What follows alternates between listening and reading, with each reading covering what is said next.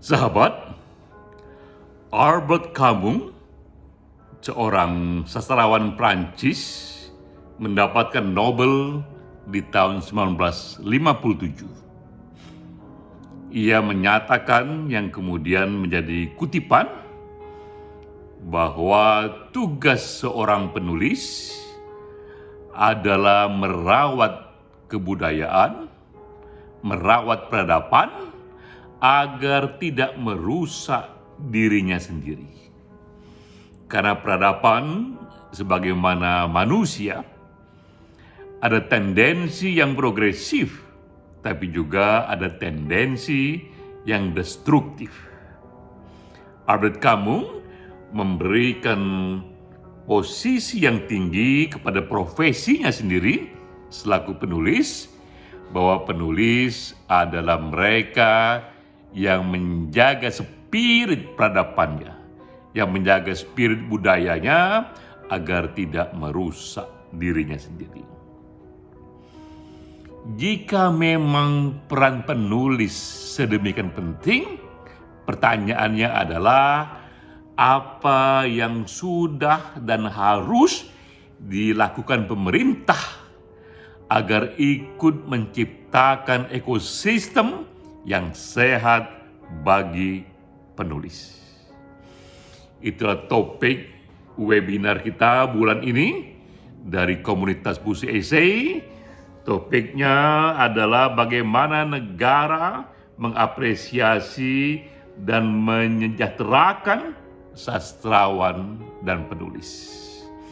Dua sahabat kita menjadi pembicara, Datuk Jasni Madlan dari Malaysia dan juga Hartina Ahmad Singapura yang bercerita tentang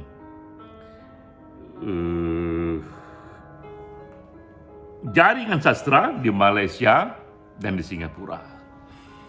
Kepada saya sering ditanyakan untuk kasus Indonesia, apakah yang bisa dilakukan pemerintah? Maka sebelum saya menjawab itu, yang pertama-tama saya kerjakan adalah melakukan survei, melakukan penglihatan untuk tahu aneka referensi, contoh-contoh terbaik yang ada di negara lain, contoh-contoh terbaik yang ada dalam sejarah, apa yang dikerjakan penguasa kepada penulis. Maka saya dapatkan 3 contoh ini. Pertama, ini berita dari Malaysia. Ini berita yang baik sekali bahwa di sini Siti Zainon, seorang penulis di Malaysia, dinobatkan sebagai sastrawan negara dengan hadiah 1,88 miliar. Untuk ukuran penulis di Asia, dengan sendirinya penghargaan 1,88 miliar ini, hampir 2 miliar ini adalah hadiah yang cukup tinggi. Jadi pertama yang bisa dikerjakan pemerintah adalah memberi penghargaan kepada penulis, kepada sastrawannya, dan bahkan di Malaysia disebut penghargaan sastrawan negara. Kita lihat lebih detail soal ini. Nah, ini kasus Malaysia bahwa sejak tahun 1981, 2 tahun sekali mereka memilih sastrawan negara. Yang memilih ini adalah sebuah dewan, sebuah juri di bawah kementerian, sejenis kementerian budaya di Indonesia. Dan rewardnya juga bukan main, di samping uang cash, sang penulis juga diberikan royalti atas buku. Jadi karya-karya penulis ini dicetak ulang oleh pemerintah dengan biaya pemerintah, dan royalti atas buku bagi penulis itu diberikan cukup tinggi, dan juga kepada sang penulis diberikan honor bulanan. Di sini diringkaskan total yang diterima adalah sekitar 1,8 miliar rupiah oleh sang penulis. Tapi lebih dari itu yang membuat ia bangga adalah bukunya dicetak ulang dan dibagikan ke sekolah-sekolah. Dengan negara, dengan pemerintah memberikan penghargaan kepada penulis kepada sastrawan, pemerintah ikut menciptakan ekosistem yang sehat untuk membuat dan mensimulasi aneka penulis lain untuk juga berprestasi. Jadi ini hal pertama yang bisa dilakukan. Berikutnya, ini contoh di dunia Islam, bahwa Islam, kawasan Islam pernah menjadi pusat dari ilmu dunia. Itu adalah era sebelum Eropa mencapai Enlightenment. Kawasan Islam lebih dulu sampai di sana, dan ini terjadi karena juga peran penguasa. Kita lihat kasusnya. Ini kasus kedua yang bisa dikerjakan penguasa terhadap para penulisnya. Untuk di dunia Islam, ini di tahun abad ke-8 hingga 12 Masehi, yang dikerjakan penguasa adalah menerjemahkan buku-buku dunia semasif mungkin dari bahasa Yunani, India, Cina, ke bahasa Persia, ke bahasa Arab. Inilah yang dikerjakan pemerintah sehingga terkenal saat itu muncul library yang dianggap terbaik di dunia di zamannya, House of Wisdom. Itu library yang berisi begitu banyak buku-buku penting dunia dari berbagai wilayah yang dapat dibaca dalam bahasa Persia dan dapat dibaca dalam bahasa Arab. Tak heran saat itu para pemikir Muslim pun lahir. Ada sejarawan yang mengatakan, jika saja saat itu hadiah Nobel sudah diberikan, maka sangat mungkin setiap tahun yang dapat Nobel itu adalah para pemikir dan ilmuwan Muslim. Gara-gara peran pemerintah yang begitu kuat menerjemahkan referensi buku yang hebat, saat itu di dunia Muslim lahirlah para raksasa-raksasa. Kita sebut saja di sini ada yang namanya Al-Khawarizmi. Al-Khawarizmi ini dalam bahasa Latinnya dikenal dengan nama algoritmi, dan algoritmi inilah awal dari kata algoritma. Algoritma yang sekarang ini sangat sentral di dunia komputer, di dunia artificial intelligence. Itu sebenarnya nama dari seorang tokoh Muslim. Dialah yang disebut bapak dari aljabar, bapak dari matematika. Juga di sana lahir Ibnu Sina, bapak ilmu kedokteran. Lahir Ibnu Khaldun, bapak dari sosiologi. Dan juga kita mengerti di sana juga di era itu lahir Jalaluddin Rumi dan juga berbagai guru sufi lainnya. Begitu mendasar peran pemerintah menciptakan ekosistem yang kondusif bagi lahirnya para penulis ini, cukup dengan menerjemahkan buku-buku penting zamannya. Ini peran kedua yang bisa dikerjakan. Tadi peran pertama adalah penghargaan kepada penulis. Peran kedua adalah menerjemahkan referensi buku-buku penting dunia ke dalam bahasa lokal. Lanjut, kita melihat contoh ketiga. Ini temuan penting dari hasil riset bahwa sekarang ini di Amerika, yang sangat mungkin juga di dunia lainnya, terjadi menurunnya minat baca.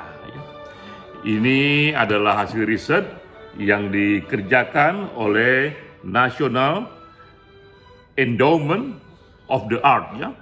Nah, ini adalah jenis peran pemerintah lainnya. Ini kasus Amerika Serikat. Amerika cara membantu penulisnya dengan membentuk sebuah badan yang namanya National Endowment of Art. Badan inilah yang melakukan begitu banyak riset-riset tentang isu-isu sosial, tentang isu-isu humaniora yang berhubungan dengan dunia penulis. Pada riset-riset inilah banyak sekali inspirasi, tren zaman yang terbaca. Untuk kasus tadi, temuan penting adalah National Endowment menemukan bahwa situasi sekarang zaman sudah berubah. mereka yang membaca sastra dan membaca buku pada umumnya itu semakin menurun. Temuan ini adalah temuan yang juga menghentak bagi dunia penulis.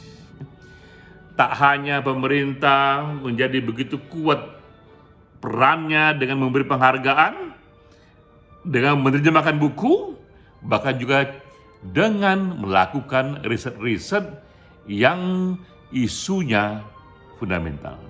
Ini 3 jenis peran yang bisa dikerjakan pemerintah. Lalu kita bertanya bagaimana dengan Indonesia.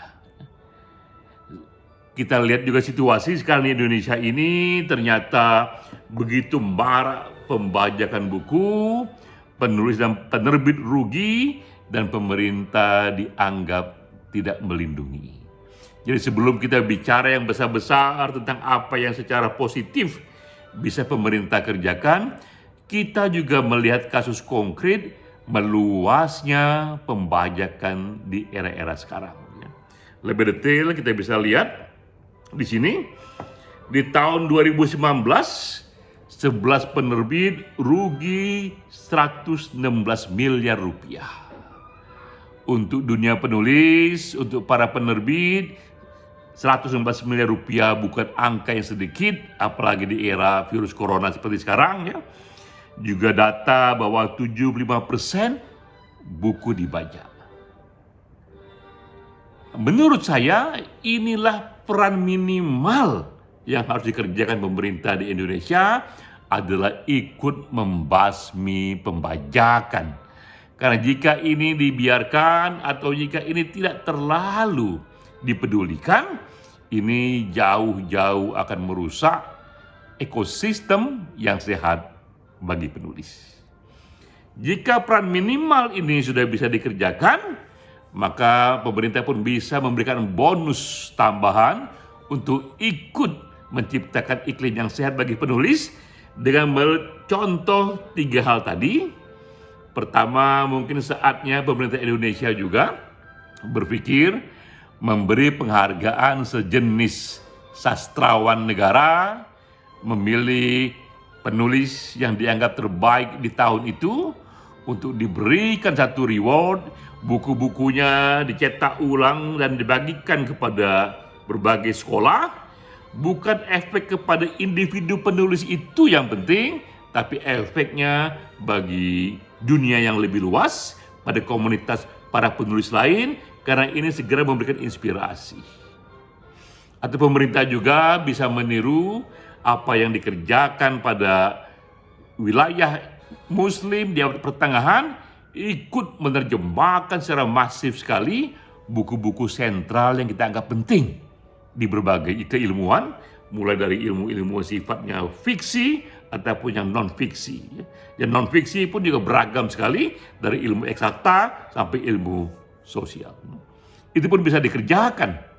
Atau yang lainnya yang bisa dikerjakan juga adalah ikut membuat riset-riset yang fundamental mengenai isu-isu sosial dan punya efek kepada dunia penulisan. Begitu banyak yang bisa dikerjakan pemerintah, tapi minimal jika tidak itu semua, pemerintah bisa ikut membasmi pembajakan yang sedemikian meluas. Jadi kembali kepada kutipan dari Albert Camus tadi, bahwa peran penulis itu adalah mereka yang menjaga spirit peradaban. Jika demikian kuat peran penulis, pertanyaannya apa yang pemerintah sudah lakukan dan yang akan dilakukan agar ikut menciptakan iklim yang sehat bagi penulis. Salam.